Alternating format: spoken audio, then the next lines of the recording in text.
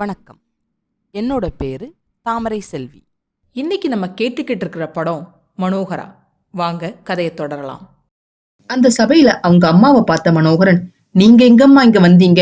கயமைத்தனம் ஆட்சி புரியுற இந்த இடத்துல உங்களோட தூய்மையான காலடிகள் படக்கூடாதே அம்மான்னு மண்டிக்கிட்டு அவங்க அம்மா கிட்ட வலியோட மனோகரன் சொல்லிக்கிட்டு இருக்க, வசந்தசேனை பயந்து மன்னரை ஒட்டிக்கிட்டு போய் உட்கார்றாங்க. விட்டா மடியிலே உட்கார்ந்துருவாங்க போல இருக்கு. அத பார்த்துட்டு மனோகரன், சற்று பொறுங்கள் தாயேன்னு அவங்க அம்மா கிட்ட சொல்லிட்டு, எங்கே ஓட பார்க்கிறீர்கள், நில்லுங்கள்னு ஆக்ரோஷமா மனோகரன் கத்த, அதுக்கு பத்மாவதி, மனோகரா உன்னையும் மறந்து விடாதேன்னு கண்டிப்பான குரல்ல அதட்டுறாங்க. அம்மா, கொஞ்ச நேரத்துக்கு முன்னாடி இந்த கொலு மண்டபத்துல உங்களை பத்தி என்ன சொன்னாங்க தெரியுமா? அதை மட்டும் நீங்க கேட்டு இருந்தா இப்படி சொல்ல மாட்டீங்க. இருங்க வர்றேன்னு சொல்லிட்டு அரியணை நோக்கி முன்னாடி போறவரோட வாளை பத்மாவதி பிடிக்க, கூர்மையான வாள் பட்டு பத்மாவதியோட கையில இருந்து ரத்தம் வருது.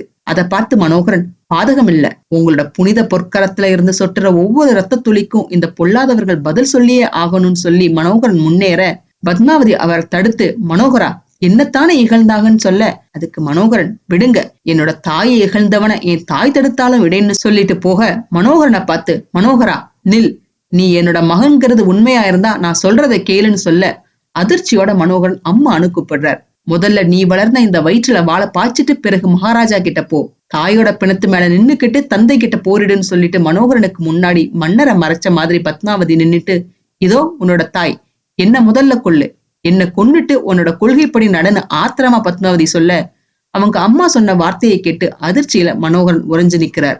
ஏன் நிக்கிறன்னு அவங்க அம்மா கேட்க, அம்மானு கதறிட்டு அவங்க காலடியில விழுந்து அழுகிறார் மனோகரன். அம்மானு ஈனஸ்வரத்துல மனோகரன் கூப்பிட, கொஞ்சம் கூட அசராம, நான் இனி பேசிக்கிட்டு இருக்க போறது இல்ல, யார நான் வந்து பார்க்க மாட்டேன்னு சத்தியம் செஞ்சேனோ அவரை உன்னால பாக்குற நிலை வந்துடுச்சு. சபையில இப்படி பெத்த மகன் கிட்ட பிச்சை கேட்கறது சகிக்க முடியாத அவமானம்னு சொல்லி அழுகுறாங்க பத்மாவதி. இப்ப என்னம்மா சொல்றீங்கன்னு மனோகரன் அழுகுரல்ல கேட்க, வாளை இப்படி கொடுன்னு பத்மாவதி கேட்க, மனோகரன் அந்த வாளை கீழே தூக்கி வீசுறார். மன்னிப்பும் கேட்கட்டுமான்னு மனோகரன் கேட்க, மனோகரா என் மாணிக்கமே, உன்னோட அம்மா கோழையோட குடும்பத்துல பிறக்கவும் இல்ல, கோழையோட மனைவியாகவும் இல்ல, கோழைய மகனா பெறவும் இல்லையடா கண்ணே, மன்னிப்பு கேட்கறத விட சாகிறதே மேல்னு பத்மாவதி சொல்ல, அது வரைக்கும் ஊமையா இருந்த மன்னரும், ஆமா அதுதான் என்னோட முடிவும், இந்த கொடியவனை உயிரோட விடக்கூடாது, மனோகரனுக்கு மரண தண்டனைன்னு ஆணையிட, மனோகரனுக்கு கோபம் தலைக்கேற அவங்க அம்மாவை பார்த்து, இப்பவாவது உத்தரவிடுங்க, இப்படியே இந்த நீசர்களை கசக்கி எறிகிறேன்னு கேட்கிறார். ஆனா அவங்க அம்மா கிட்ட இருந்து ஒரு சவுண்டு வராம போக அதிர்ச்சியா அவங்க அம்மாவை பார்த்து, இன்னுமா அம்மா பொறுமைன்னு கேட்க, இப்போதுதான் பொறுமைன்னு பத்மாவதி சொல்லிட்டு திரும்பி நின்னு கண்ணீர் வடிக்கிறாங்க. அவங்க அம்மாவை பார்த்து கண்ணீர் விட்டபடி, அப்படின்னா நான்னு கேட்க, சாகத்தான் வேணும்னு பத்மாவதி சொல்ல, அதை கேட்டு மனோகரன் அதிர்ச்சியோட, நானா சாகணும், உங்களோட மகன் மனோகரனா சாகணும்னு நம்ப முடியாம தவிப்போட கேக்குறார். ஆமா, யாருக்கு கிடைக்கும் இந்த பாக்கியம்? தந்தையே மகனை கொல்றது, அதுக்கு தாயாரும் தலையசைக்கிறது. தங்கமே, இந்த தரணியில யாருக்குடா கிடைக்கும் இந்த ராஜபாக்கியம்? ஓ மகனே சாக போன்னு பத்மாவதி சொல்ல, அம்மா நீங்களா இப்படி சொல்றீங்கன்னு மனோகரன் தழுதலுக்க கேட்க, ஆமா உன்னை பெத்த தாய் நானே சொல்றேன், இறந்துடுன்னு சொல்ல, அம்மா உங்களை பிரிஞ்சான்னு மனோகரன் கேட்க, நானே உன்னை பிரிய துணிஞ்சிட்டேன்னு பத்மாவதி சொல்ல, அதை கேட்க முடியாம மனோகரன் தள்ளாடி மயங்கி விழுந்துடுறார். அதை பார்த்த மன்னரும் கொஞ்சம் கலங்கத்தான் செய்யறார்.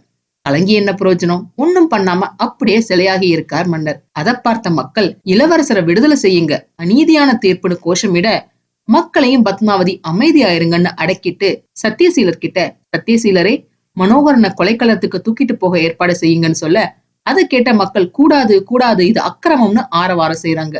அதுக்கு பத்மாவதி, யாரும் பேசாதீங்க, அவன் என்னோட மகன், அவனை ஏன் இஷ்டப்படி நடத்துவேன்னு சொல்லிட்டு, மரண தண்டனை நடந்ததுக்கு அப்புறம் சபா அடக்கும் கூட இந்த சாம்ராஜ்யத்துக்கு வெளியேதான் நடக்கணும்னு சொல்லிட்டு வெளியே போக போனவங்க அவங்க மகனை கடைசியா ஒரு தடவை பார்த்துட்டு அங்க இருந்து போயிடுறாங்க. இந்த செய்தி கேள்விப்பட்ட விஜயா கண்ணீரும் கம்பளையுமா மாமான்னு அலறியபடி மன்னரோட அறைக்குள்ள நுழைஞ்சு அவரோட காலில விழுந்து அழுகுறாங்க. எட்டி போற மாமனாரை பார்த்து, மலர்ந்திருந்த ரோஜாவோட இதழ்களை ஏமாமா கசக்கி எரிஞ்சீங்க, படர்ந்திருந்த மல்லிகையோட பச்சை கிளைகளை ஏமாமா வெட்டினீங்க, காதலால அவரை தொடர்ந்து வந்தேன், ஏமாமா என்ன துன்ப கடல்ல தள்ளினீங்க, சொல்லுங்க மாமா, என்னோட வாழ்வு பாலைவனம் தானா, என்னோட இருதயம் இருட்டறை தானா, எனக்கு விமோச்சனமே கிடையாதா மாமான்னு அழுகுறாங்க விஜயா. ஆனா கல்லை விட கடினமாகி விட்ட மன்னர் எந்த குற்ற உணர்ச்சியும் இல்லாம, விஜயா தீர்ந்து போன விஷயம், திரும்ப இதை பத்தி பேசுறதால பயன் இல்லைன்னு சொல்ல, அதை கேட்டு விஜயா, எது மாமா தீர்ந்து போன விஷயம்? தந்தை மகன்கிற பந்தமா, கணவன் மனைவிங்கிற சொந்தமா? உங்களை பொறுத்தவரையில ரெண்டுமே தீர்ந்து போயிருக்கலாம். ஆனா என்னோட நிலையில இருந்து பாருங்க, நான் உங்களோட பகைவரோட மகள், என்னோட உள்ளத்தை கவர்ந்தவர் உங்களோட மகன். இப்படி இலகிய மனம் படைச்ச உங்களோட மகனை இப்படி ஒரு கொடுமைக்கு ஆளாக்குறதா? அதுவும் அந்த கொடுமைய அவரோட அப்பாவே பண்றது விந்தை இல்லையா மாமா? பாண்டிய நாட்டு ராஜகுமாரி சோழ நாட்டு அரண்மனைக்கு எதுக்கு வந்தா? சோக பதுமையா மாறவா? சுகத்தை இழக்கவா? சொல்லுங்க மாமான்னு விஜயா கெஞ்ச, கரெக்டா அந்த சமயத்துல வசந்தசேனை அங்க வராங்க. விஜயாவுக்கு மன்னர் பதில் சொல்றதுக்கு முன்னாடி வசந்தசேனை இடையில புகுந்து, மாமியார் பாடம் அப்படியே மருமகளுக்குன்னு சொல்ல, விஜயா கோவத்தோட, நான் என்னோட மாமாவோட பேசுறேன்னு சொல்றாங்க. மாமா, உனக்கு மகாராஜா மாமா, அந்த சந்தேகத்துல வந்ததுதானடி இவ்வளவு சங்கடமும்னு வசந்தசேனை சொல்ல, சீ பேசாத வேசின்னு விஜயா சொல்ல, அதை கேட்டு வசந்தசேனை, என்ன சொன்ன? வேசியோட மகனுக்கு மனைவியா வாச்ச வேசின்னு திரும்பி அவங்க திட்ட, அதை கேட்டு விஜயாவுக்கு கோவம் தலைக்கேறி, கேடுகட்டவளேன்னு சொல்லி அங்க இருந்த ஜாடிய தூக்கி அவங்க மேல எறிகிறாங்க. ஆனா லாவகமா வசந்தசேனை குனிய அந்த அடி அவங்க மேல விழாம தப்பிச்சிடுறாங்க. அட்லீஸ்ட் இந்த அடியாவது அவங்க மேல விழும் நினைச்சு விழல. அதை பார்த்து மன்னரே ஒரு கண திகைச்சு போயிடுறார். கொஞ்சம் கூட அசராம, இந்த வேசி சொன்னா நான் வேசி ஆகிடுவேனா? கற்பு கரசிகளை கட்டாரி மட்டும் இல்ல, கடவுளே நெருங்க முடியாதுன்னு கொஞ்சம் கூட வாய் கூசாம போய் சொல்றாங்க. அதை பார்த்த மன்னர் கோவத்தோட விஜயாவை பார்த்து, பாவி, என்னோட ஆசைகளை அரை நொடியில அழித்து விட பாத்தியன்னு திட்ட, அதுக்கு வசந்தசேனை, என்ன சாய்க்க சதி நடக்குது மகாராஜான்னு சொல்றாங்க. அதுக்கு வீரமான மகாராஜா, பயப்படாதுன்னு சொல்லிட்டு யாரெங்கேன்னு வீரர்களை கூப்பிடுறார். அந்த வீரர்கள் கிட்ட விஜயாவையும் பாதாள சிறையில அடையுங்கள்னு ஆணையிட்டுட்டு அங்க இருந்து போயிடுறார் மன்னர். விஜயா எவ்வளவோ கதறியும் அது அவர் காதிலே விழல. பத்மாவதி உத்தரவிட்ட மாதிரி சத்தியசீலர் ஒரு தேர்ல மயங்கி கிடக்கிற மனோகரனை கொலைக்களத்துக்கு சில வீரர்கள் துணையோட கூட்டிட்டு போறார். மனோகரனோட முடிவு சாவுதானா? தெரிஞ்சுக்க அடுத்த பகுதியை தவறாம பாருங்க. இந்த பதிவு உங்களுக்கு பிடிச்சிருந்ததுன்னா லைக் பண்ணுங்க, ஷேர் பண்ணுங்க, சப்ஸ்கிரைப் பண்ணுங்க. நான் போடுற வீடியோஸ் உடனுக்குடன் உங்களுக்கு தெரிஞ்சுக்கிறதுக்காக நோட்டிபிகேஷன் பெல்லையும் கிளிக் பண்ணுங்க.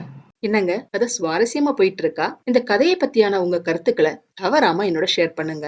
உங்க கருத்துக்களை தெரிஞ்சுக்க நான் ஆவலா காத்திருக்கேன். மீண்டும் அடுத்த பதிவில் சந்திப்போம். நன்றி, வணக்கம்.